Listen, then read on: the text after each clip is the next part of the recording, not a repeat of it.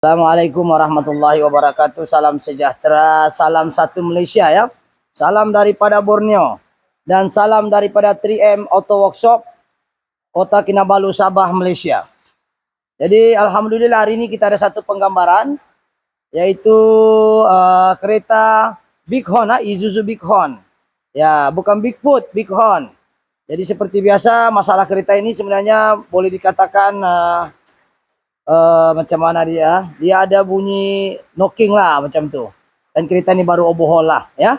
Jadi untuk membahas lebih lanjut apa-apa pekerjaan yang baik, kita mulakan dengan bismillahirrahmanirrahim. Semoga pekerjaan yang baik itu dimuliakan dan diberkati oleh Allah Subhanahu Wa Taala. So hari ini adalah penggambaran dibuat pada 20 hari bulan 8 ya 2025 bersamaan dengan jam 6.30 tidak silap saya. Jadi di mana kereta ini adalah daripada Brunei Darussalam. Dia datang sini, tidak tahu di mana dia dapat saya punya ni, mungkin daripada TikTok ataupun YouTube, tidak tahulah. Jadi masalah kereta ini dia sudah overhaul, dia sudah general overhaul lah, dipahamkan sudah general overhaul, dan orangnya ini masih tidak berpuas hati sebab ada bunyi knocking. So bunyi knocking itu datangnya daripada dalam enjin lah, bukan daripada nozzle, bukan daripada mana-mana lah. Bukan daripada cam saja, tapi dari dalaman enjin. Itu kita suspek utama. So untuk lebih lebih lanjut, kita akan minta kameramen untuk datang ke sini untuk tengok apa sebenarnya dia punya knocking itu. Walaupun tidak besar lah, tidak besar, tapi kita cobalah. Oke, kita tengok di sini. Ini adalah kereta yang kita nih, ya. Ada bunyi kata-kata. Ada uap keluar daripada breedernya kuat. Ini kita nampak ni breeder dia. Nah, kuat ya. Nah, daripada breeder dia kuat. Bunyi. Lepas tu saya kasih laju dulu. Okay. Daripada ini pun ada kuat nih bunyi. Itu tengok dia punya ni. Okay, ya. Lihat ni tengok ni. Ada uap dia sedikit keluar sini, tapi tidak tahu dalam kamera nampak lah tidak. Ada keluar, dan kita tengok di video sini ada kok.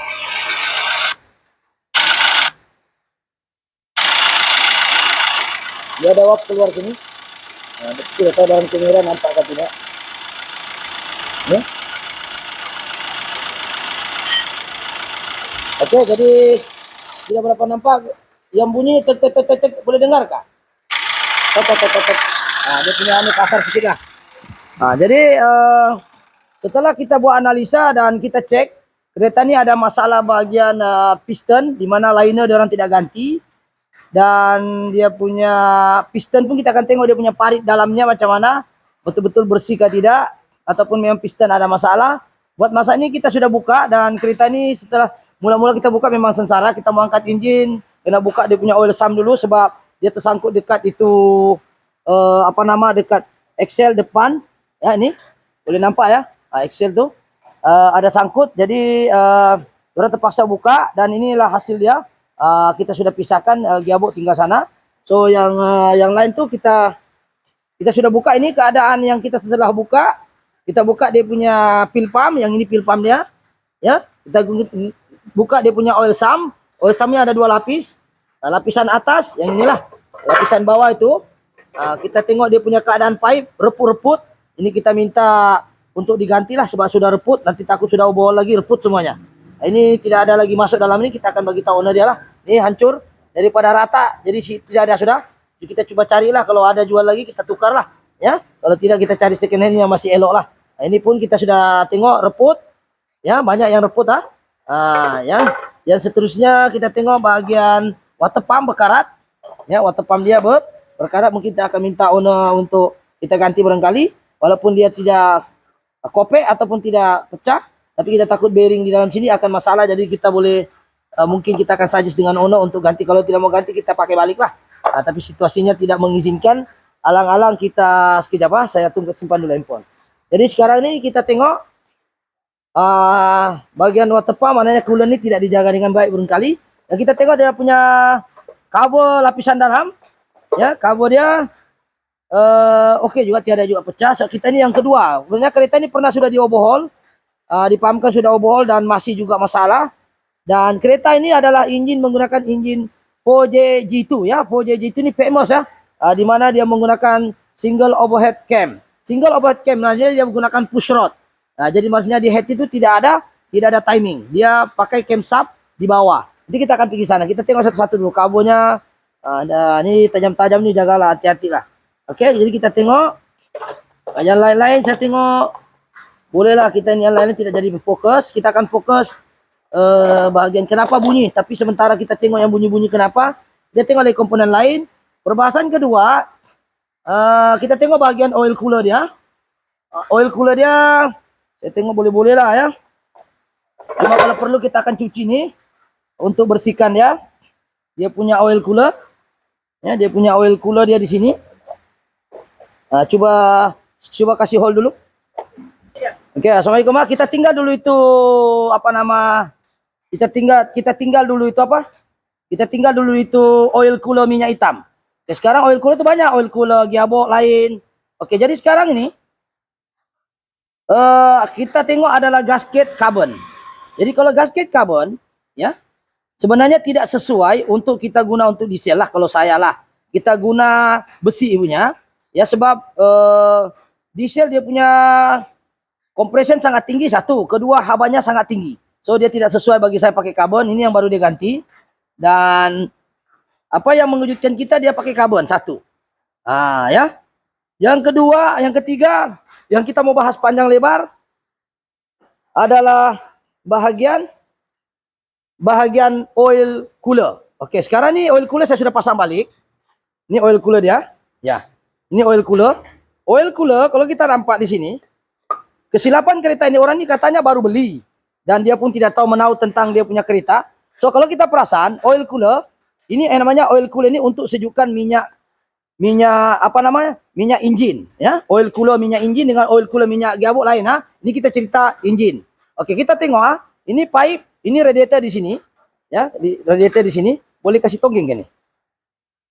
Radiator di sini, Zul? Boleh kasih tonggeng enggak? Enggak jatuh juga arutnya.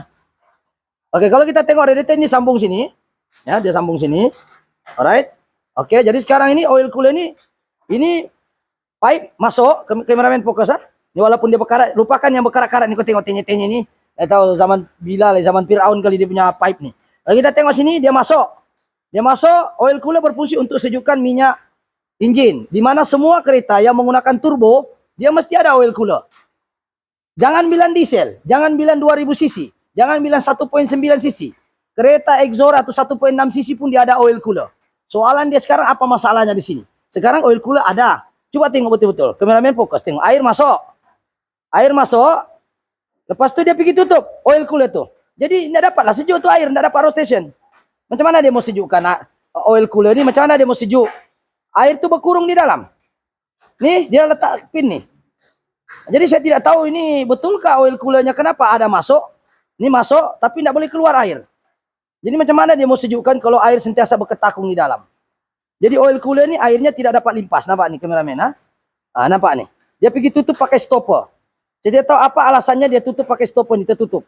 Sepatutnya air ni bersambung balik ke pipe atas. Ni bertutup. Jadi pipe atas dia tertutup. Jadi kalau dia tutup begini, macam mana dia mau sejukkan minyak injin kalau dia sendiri pun tidak sejuk. Walaupun dia melalui radiator sini bawah isap, dari area atas tu panas, dia sejukkan.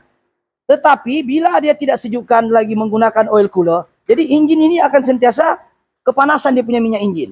Jadi kita nampak bahwa berlaku hose yang sudah dia tutup. Patutnya kalau kita makan mesti mau berak, betul ke tidak? Kita masuk makan, dia mesti ini beraknya mana, returnnya balik mana. Ini input ada, outputnya tidak ada. Jadi kereta apa jadi? Bila kereta tidak ada oil cooler, minyak akan sentiasa kelat. Kelat banyak pekat. Sebab minyak injin dia ada suhu dia. Suhu tahap didih dia. Tahap didih maknanya tahap kepanasan dia. Bila tahap kepanasan itu melebihi yang sepatutnya, jadi apa akan jadi kereta itu? Kereta itu akan menghadapi masalah pergeseran antara crankshaft, conrod bearing, main bearing. Mana benda yang bergeser itu akan menghadapi masalah. Sebab minyak injin mesti disejukkan melalui oil cooler tadi. Yang menggunakan mekanisme air.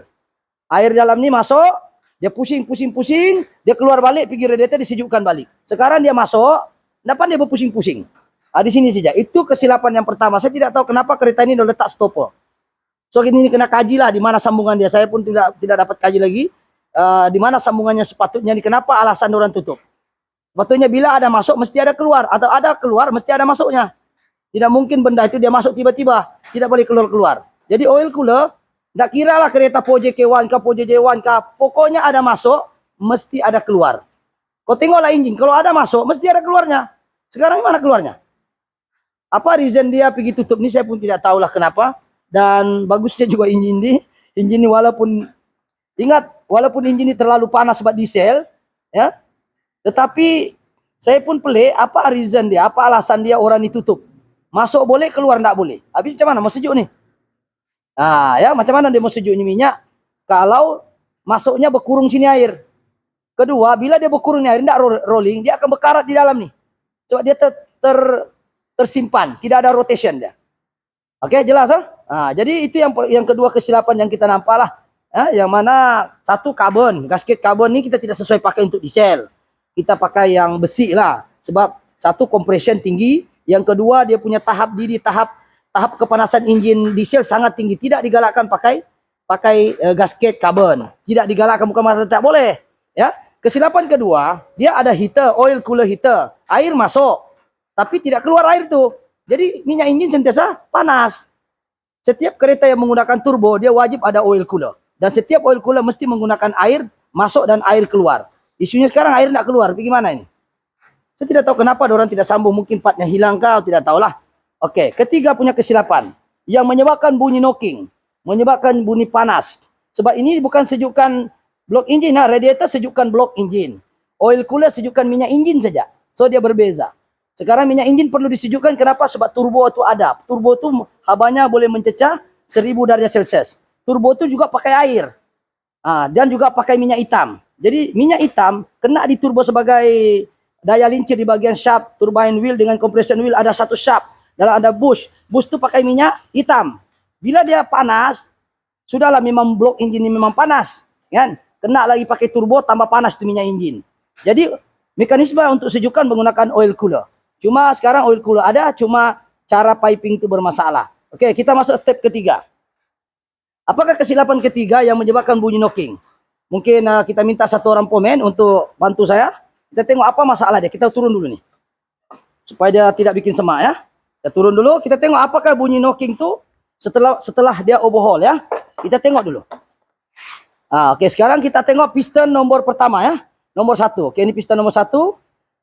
Kita tengok piston nomor 1 dulu. Oke. Pusing dulu. Oke. Piston nomor 1 dulu kita tengok satu-satu. Oke. Ya. Oke, 1. Oke, kita akan masuk ini piston nomor 4. Ini oke sekilas. Ada juga bunyi. Oke, piston nomor 2. 2 dan 3 dia ada beradik. Oke. Tengok piston nomor 3. Nomor 2. Betul lah? Piston nomor 2. Ini lagi besar. Ini lagi nampak tuh gerakan dia. Coba kasih tegak dulu. Coba kita pusing dulu sekejap, hold dulu. Alright, kita tengok piston nomor 2. Ini yang sangat teruk. Kita sudah uji tadi nih. Kita tengok.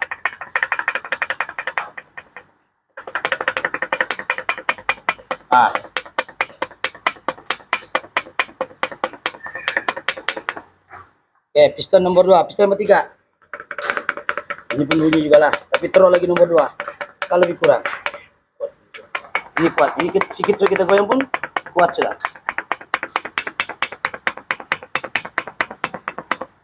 Alright. Oke, jadi bunyi knocking itu adalah daripada piston tadi, di mana mungkin liner, mungkin rim piston, mungkin piston juga sendiri. Tapi tiada juga masalah sekarang ada pre-play bagian connecting rod ataupun conrod bearing ataupun main bearing. Setakat ini crankshaft oke. Camshaft sensornya kita camshaft dia sebab dia menggunakan single overhead cam, mananya dia pakai push rod. Ya, bagusnya kereta ini, coba kameramen sini. Dia tidak ada untuk Poje G2 nih, bagusnya dia tidak ada timing di sini. Sebab dia guna push rod nih. Push rod dia masuk sini. Ya, sini. ya. Jadi dia punya rokam di sinilah dia duduk. Dia pakai push rod, ini namanya push rod panjang. Jadi dia tidak perlu tidak perlu pakai timing di sini. Jadi kalau kita buka head tiada isu. Cuma isunya sekarang ini kalau kita tengok push rod, oke lah, batang-batangnya semua oke ya. Betul kah Azul? Tiada semua oke ya, tiada juga yang cipek-cipek kah luka. Ya, cuma saya terkejutlah tadi dia punya oil cooler itu tidak bersambung. Ya, kita tengok push rod. Dia single overhead can, ini masih single cam, tapi dia panjang dia punya rod, single overhead can. Makanya dia ada push rod. Ini namanya push rod lah. Ini saya panggil push rod, tidak tahu lah kamu panggil apa. Tapi di bawah ini ada SIM di bawah sini dia beginilah push rod dia. Coba kamera Zul. Ya, kita tengok. Ya, ini push rod dia punya camshaft di sini. Coba kameramen sini. Ini push rod, ini camshaft. Ini kita tengok isi dulu satu-satu, kita akan pusing. Tengok.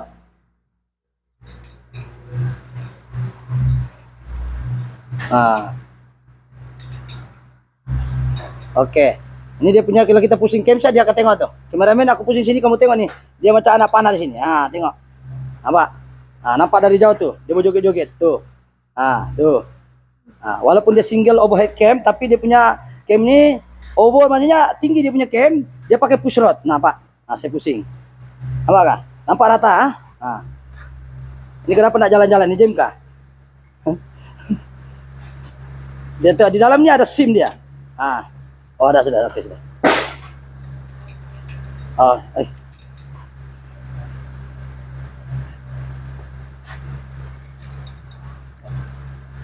Ini oke. Tuh. Ini kenapa satu tidak jalan nih? Oke. Pak. Ya. Apa? Kameramen nampak tadi dia menari-nari itu. Dia menggunakan single overhead cam. Bagusnya yang jenis begini, camshaftnya dibawa bersama dengan crankshaftnya, kameramen sini. Ini namanya crankshaft. Yang ini namanya camshaft. Dia berdekat saja.